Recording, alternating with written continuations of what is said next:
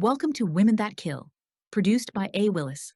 Today's episode plunges into a chilling tale where love, loyalty, and a pet store are twisted together into something deadly.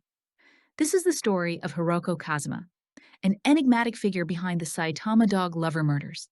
In the early 1990s, Kumagaya, Japan, was a quiet town until a string of disappearances began to ripple beneath the surface.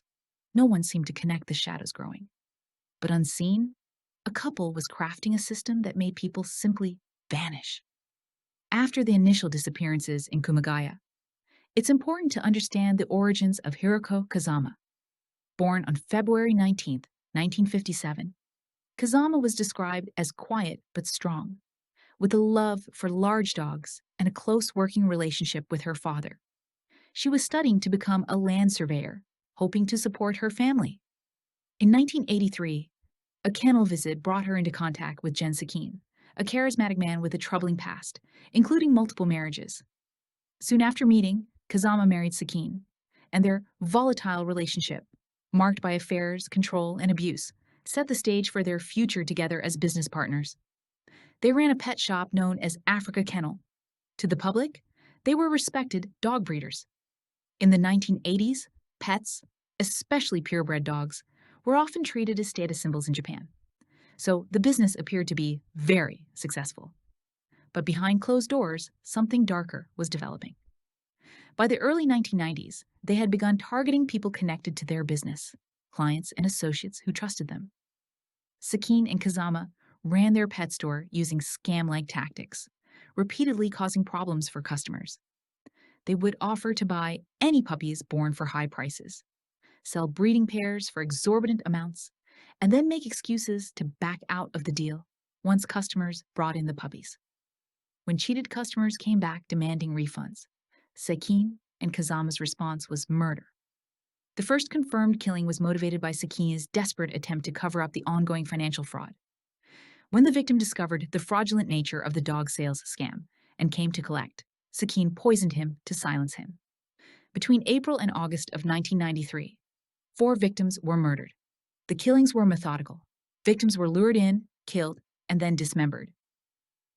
Sekine referred to the process as making the body disappear.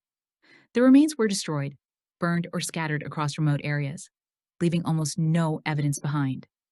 Still, the financial pressures continued even after the first killing.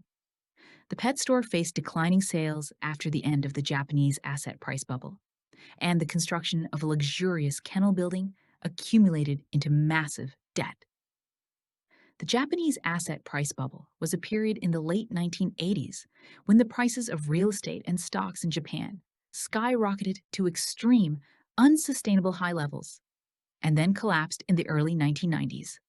After the crash, banks slowed lending, interest rates rose, they were stuck with bad loans, and prices fell. The crash led to a long period of economic stagnation known as the Lost Decade. The worsening economy was not necessarily the sole motive behind their crimes and first involvement in violence. As far back as 1984, multiple people connected to Sekine had disappeared, though their bodies were never found, and these cases were never fully proven. For years, police suspected something was wrong, but lacked the evidence needed to act. The couple continued operating without interference. Everything began to shift in 1993 when a man named Akio Kawasaki disappeared. His car was later found abandoned, and investigators began to connect patterns between multiple cases. Rumors, witness statements, and prior suspicions all pointed toward General Sekine. Police increased surveillance, but still could not make an arrest due to a lack of concrete evidence. As media coverage intensified in early 1994, public pressure grew, and the case gained national attention. The turning point was as dramatic as the crimes themselves. An associate, haunted and desperate, finally broke the silence, guiding investigators to sites where hidden horrors waited. Bone fragments, teeth, possessions. The ghosts of victims began whispering from the earth. The truth prosecutors dreaded was now undeniable. On January 5, 1995, Kazama and Sekine were taken down. During interrogation, both attempted to blame each other, but the evidence showed that Kazama was not merely present. She was an active participant.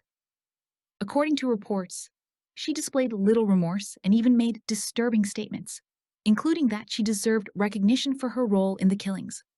The trial was long and complicated, made difficult by limited physical evidence and conflicting testimonies. However, the court ultimately found both Kazama and Sekine responsible. Both were sentenced to death. Hiroko Kazama was not an outsider. She was not visibly unstable or isolated from society. She was a businesswoman, a mother, and a partner.